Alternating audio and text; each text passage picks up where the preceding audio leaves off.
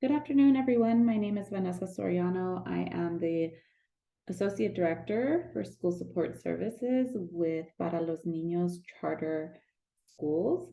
I'm here today to speak to you about suicide prevention, awareness, and guidelines for responding for those of us who work at our 3 charter schools. Today's agenda is relatively short, primarily because we have chosen to utilize the pre-recorded training provided by LAUSD that focuses on suicide prevention and awareness, and where it highlights within that training the risk factors, warning signs, and vulnerable populations that can be encompassed when we're thinking about suicide. So for today's session, we're really going to be thinking and looking at our PLN trends and statistics as it relates to suicide prevention, self-harm prevention, our teacher and staff responses, what you all need to know across the 3 schools of what should be next steps should any of your students go through a difficult moment like this. And then getting a little bit deeper into what our crisis team roles and responsibilities are. Although many of you might not be conducting evaluations, assessments of suicide, I believe it's always just important for everyone to know so that way we could be aware as a community. So I'm not going to go too far into the risk factors, but something that the previous training did highlight were the array of factors that could really contribute to why a student could have suicide ideations, attempts, or even be experimenting with self-harm. And I'm sure some of you might have seen that when your students do, encounter any one of these problems, their mental health and their social emotional stability decreases over the amount of times that they might be experiencing this. So as the school support services team, we really try to look at these factors, not only when assessing for suicide, but when assessing how to better students' social and emotional interactions while at school, and really try to help them through all of these risk factors so that they could better show up to school ready to learn. I want to thank you for always working with the school support services team. This past year, I should say, 2022-23 school year, we did get an array of referrals from teachers and staff with concerns for their students. And although our referral form is a little bit longer than what you're seeing here, these are examples of how many students are kind of suffering from those risk factors in your eyes as the staff, right? This is not reported by the students, but more so of what you all are seeing on the ground floor. So this is an example for Gratz Primary Center that did submit 12 referral forms throughout the year. I know Gratz actually spoke to us much more about many more students throughout the year, but that was what was on file. And when we're thinking about the risk factors, and thinking about what was on the referral form, we're seeing heightened students that are sad, anxious, isolate, and have no friends. So, things like this could really contribute to why students may be thinking about not wanting to live. For little ones, obviously, we don't see assessments happen too often for suicide or self-harm. However, during the year of 2022-23, there was at least one assessment for suicide. Similarly, the statistics are a little bit, what I highlighted for the charter elementary school goes beyond just sadness and anxiety. Now we're looking at, upon what staff was reporting, students getting bullied or teased, students actually being involved or experimenting with self-harm, and maybe even students disclosing to you all about suicide ideations. And as you could see here, these are the statistics based off of 35 referrals throughout the year. Interestingly enough, I'm not sure of the exact calculations, but as we could see, there's a lot more factors as kids get older. And unlike GPC, who had one assessment, charter elementary school had 8 different assessments for suicidality and self-harm throughout the last school year. Middle school, great job submitting a total of 64 referrals for our school support services. And again, as students become older, the risk factors become even greater, right? So now, in addition to what you saw to the elementary school, now we're seeing social media concerns, as we know, social media concerns and bullying are really tied hand in hand. And again, we're doubling the amount of assessments that we're doing for our students. Last year, we completed a total of 16 suicide assessments for the academic year. And these were collected not only from day school staff, social workers, but also our after school leaders have been trained to also evaluate.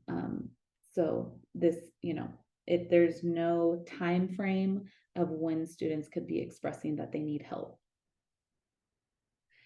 Just like at the middle school, this is a great highlight. We implemented a self-referral, seeing that the students had a little bit more access to technology.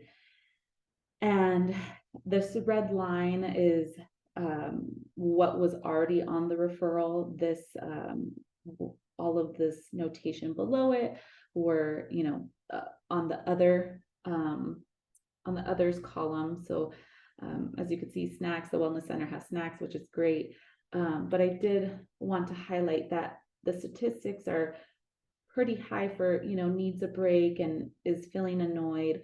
But when we're thinking about students feeling stressed, they're 32.8%, 20 students self-referred for stress, 19 for feeling sad, 16 for having problems with friends. And I'm sure that could include any sort of bullying or getting teased or just struggling with that social aspect. And although the number is small, in my mind, it's too big when someone self-reports that they want to hurt themselves or even want to hurt others, because, our team does also assess for the risk of homicidality, which we won't be going too far into that, but the evaluations are similar to when we're thinking about suicide. Right. So as promised, this training will really focus on guidelines of when staff are responding to self-harm and suicide ideation. First and foremost, listen. If a student is disclosing that they are wanting to end their life, or they don't feel like being here, quote unquote, here anymore, really try to listen without judgment. Be aware of that verbal and nonverbal communication that you're giving off to the student. If they have opened up to you, you are likely a person that they trust and feel confident to share with. Second, and the most important for our guidelines, is to protect, right? Take action immediately. Don't wait till the end of the day to report your concerns. Don't send an email at your lunchtime. Really try to use those walkie-talkies or those phone lines to get in touch with your administrator, your supervisor, your school social workers, and don't try not to leave the student alone. you know, we shouldn't be having a concern for a student and sending them with a peer to the school social worker's office to talk about it. If a claim is made that they don't feel like living, or they just want to die, or they want to run in front of a car, all of those students, all of those claims should be taken seriously right away, and trying to get in touch with one of those staff members that could conduct an evaluation. Um, I know sometimes staff are, um, it's very hard to manage all of the chaos, but if you need help and you're not getting immediate support, it's wiser for you to stay with the student of concern and have a peer run to the office manager or the front desk to ask for support. And this all ties in together, right? Connecting with, like I said, administrators, crisis members, at PLN, our principals, our assistant principals, myself as the associate director, our school support services coordinator that will be hired this year. We, our social workers, counselors, psychologists, and then, our mental health therapists that come from our internal mental health department. All of these people are able to assess for suicide, and or work together as the crisis team, so that we make sure that the student maintains out of harm's way, right? In certain cases, a student could be divulging a lot of information. They could be divulging, um, suspicions of abuse, and that's why I highlighted that there. We don't ever want to leave any notations out. The protocols for getting students help for suicide are much different from DCFS, right? So it may mean that the crisis team has you stick around to also call DCFS and make that report. And there are times where, the crisis team states, give me all the information, write it up, and we could call DCFS when we have much more information after the evaluation. Something to highlight is that teachers, staff, you're amazing, and sometimes, you do work in after hours on the weekends. So it's always, first and foremost, safety, connecting. And if this does happen in a situation where you're reading through some homework or an assignment, and there's language around wanting to end their life or wanting to do harm to themselves, try your very, very best to get in contact with that parent or caregiver and or administrator. Usually principals get these phone calls and then connect with myself, so that I could do a telehealth session with the student.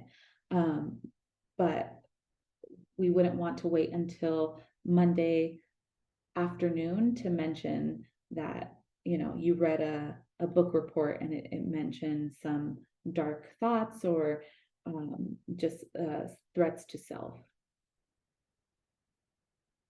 Okay. The next step would be to model, right? Oftentimes when individuals are thinking about suicide, they're not in the best spirits. They are not, happy. They're not ready to kind of face some difficulties, right? When we're thinking about all the risk factors that they may be going through. But let's acknowledge that when your expertise is not related to suicide or evaluating, teachers, IAs, other campus staff, it could be very nerve-wracking. So although it might be hard to remain calm and be aware of your thoughts and feelings, know that, the student in front of you is going to kind of mirror your sentiments. If you panic, they may panic. If you, if you give out words of judgment, they also might. So just establishing a safe environment to talk, while you grab someone that could actually do an actual assessment. Um, Again, we're not asking you all to be miracle workers, but we are asking to just try to create the safest environment as you can for the student and yourself, right? And uh, I'll just say, like, take deep breaths, kind of acknowledge that you don't have to respond to anything that a student says. There's no right right way to answer them. Um, you could just extend the "I hear you," and I think it's time that we get someone else to help us, right? You could say us because you could acknowledge that the situation is difficult and we may need an extra pair of ears to really understand what might be going on in their lives right now. Teach, this definitely wouldn't be in the moment, right? We're teaching, absorbing information is usually not possible when someone is in crisis. So this kind of this note refers to when you are having SEL time or advisory time, you know, teach your students that it's okay to ask for help. It's okay to identify an adult at the school that can be trusting, or identify people at home that they feel that they could talk to.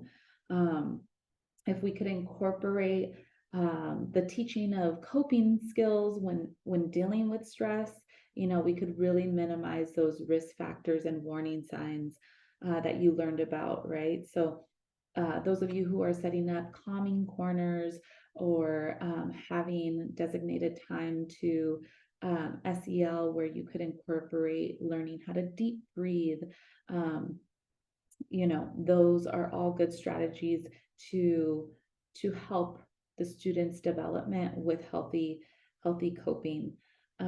You could always refer, as you saw, there were so many referrals this past year. I only expect greater collaboration this year for the school support services team. And let us know if you're seeing something that you might not know if you should be concerned about. Don't hesitate to reach out to your social worker, family specialist, or myself, so that we could just talk things out and consult with one another. We will continue our bi-monthly meetings to continue to talk about these students, but again, suicide ideation, self-harm are definitely more immediate things that should be brought to light. Okay. And the last little guideline here is reconnect, right? Reconnect with, if you did make a referral and your student is being assessed. There are different avenues that I'll discuss in a couple of slides of what might happen if suicide ideation is mentioned. But I encourage teachers, IAs, staff, whoever is coming to us with this information, reconnect with your school support services team, your crisis team, to help reintegrate that student into your classroom, right?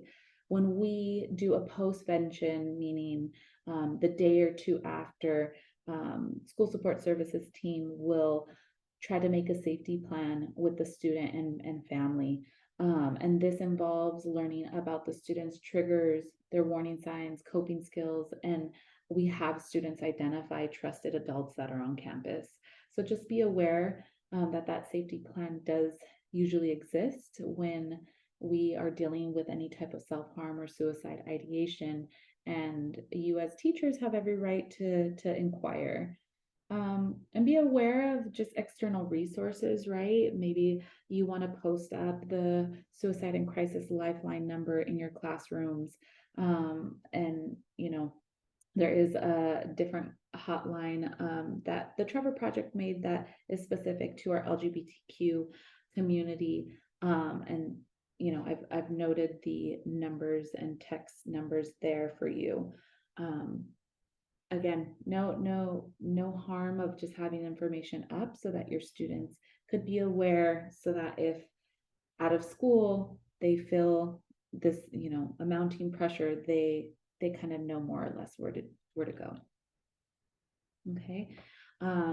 This portion of our presentation will focus a little bit more about the weeds of the crisis team, their roles and responsibilities. But again, not a bad thing that teachers and IAs or any other staff member is aware of kind of the work that we do when this type of assessment is initiated. So the assessor, I'll start here, obviously completes the assessment as soon as possible. The quicker they receive information from the initial staff member, the quicker that they could really get the student alone and try to understand what is going on, right? They inform their manager and or supervisor.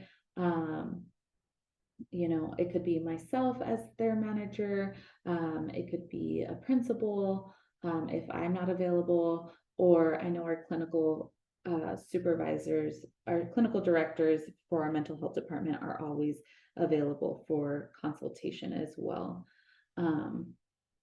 And documentation is always going to be needed. And then with the consultation with the manager, there would be a decision whether we would move forward with a call to the psychiatric mobile response team that would evaluate whether the student needs to be hospitalized, right? Administration, has always been a great support to school support services. They usually stay on campus. They help coordinate facility logistics. Unfortunately, the truth is that if PMRT, the psychiatric mobile response team, has to be called, the likelihood for us, the school support services team, to stay after hours is very likely, just because the process is so long. So administrators really do help us coordinate with the facilities, coordinate with our managing director of charter schools, to make sure that we are making the whole school safe for this type of situation. Documentation is important. Admin also receives copies of the incident reports, and our managing director would also notify, our compliance team for Para Los Ninos, and make sure that we are crossing our T's and dotting our I's, especially if you're at Grad's Primary Center or at the charter middle school, because LEUSD also does need to be notified. So as a big overview of what an assessor does, we really do go down to assess whether there's no or low risk, moderate risk, or high risk. And for the sake of time, I'm just going to highlight the high risk, which is really focused on making sure the assessor, if this is, for example, our school psychologist, our school counselor, our school social workers, they should always call the social work manager, which is usually myself, to ask for a secondary assessment, right? It's always good to ask for consultation prior to calling that psychiatric mobile response team. We want to make sure that none of our students are hospitalized unless absolutely necessary, just because we also understand the traumatic experience that is behind a 72-hour hold. We would then obviously inform parents to come to campus immediately. We always work as a team, right? At least 2 staff to be with the student at all times, as well as our administrators being on campus, so that way they could handle the logistics of the facility. And then once we close up shop, we make sure all of our reports are proper and submitted. And again, what's not visual on this map is the postvention. And that I will talk about in a second. So these are just some documents that we submit within 12 hours, our PLN incident report, our suicide risk assessment. And then this is important for teachers to know: if you are asked, if child abuse was reported to you initially, the crisis team may ask you to initiate the DCFS call. And if that does happen, then we would want to make sure that you not only submit the PLN incident report, but also the SS8572 on the DCFS website. Postvention, very important for all of us to know. These are just some example of our, our primary, elementary. This is kind of a quick snapshot of what a safety plan looks like, focusing on triggers, focusing on, how they feel. This document's actually a couple of pages with a lot of animation so that it could be age appropriate. And then here, safety plan, you see it a little bit simpler, but as you could see, a safety plan usually always identifies the same things: triggers, warning signs, coping skills, and then school support, adult support. Okay. So that pretty much wraps up procedures and protocols for Para Los Ninos as it relates to suicide ideation and self-harm. I really want to highlight that you are not alone in this experience. I highlight to our team as the assessors that they are not alone. So really do feel free to reach out to your school social workers, counselors, or psychologists for support and or more information if you're just curious about how we complete evaluations and in what areas may an evaluation be needed. If you're unsure, please do not hesitate to connect with any of us. And then I just plopped in here again, this 988 number just came out, I want to say about a year ago. And it's great because now, psychiatric emergencies are no longer being dealt with as if they were a crime if we were to call 911 in the past. So I want to thank you for allowing me to host this workshop, and hopefully this is something that you could carry with you throughout the year. If you need any other advice or information, please do not hesitate to contact me.